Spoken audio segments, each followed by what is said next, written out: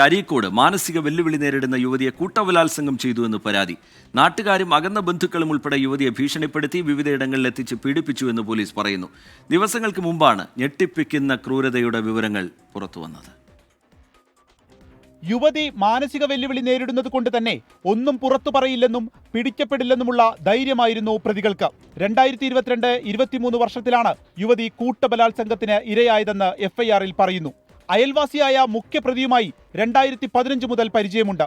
ഇയാൾ പലയിടങ്ങളിലായി കൊണ്ടുപോയി കാഴ്ചവെച്ചു എന്നാണ് പരാതി. ചൂഷണം ചെയ്തത് നാട്ടുകാരും അകന്ന ബന്ധുക്കളുമടക്കം 8 പേർ. ദിവസങ്ങൾക്ക് മുൻപാണ് ഞെട്ടിപ്പിക്കുന്ന വിവരങ്ങളെല്ലാം തിരിച്ചറിഞ്ഞതെന്ന് സഹോദരൻ 24-നോട്. സഹോദരനെ കൊണ്ട് എൻ്റെ അയൽവാസി പിന്നെ പല ആളുകൾക്കും കൊണ്ട് കാഴ്ചവെക്കുകയും അതുപോലെ പല സാമ്പത്തിക സഹായം നേട്ടങ്ങൾ ഉണ്ടാക്കിയിട്ടുണ്ട്. അപ്പോൾ നമുക്ക് നീതി കിട്ടണം, അതിന് വേണ്ടിയിട്ടാണ് ഞാൻ ഈ കാര്യങ്ങളൊക്കെ നിങ്ങളോട് പറഞ്ഞത്.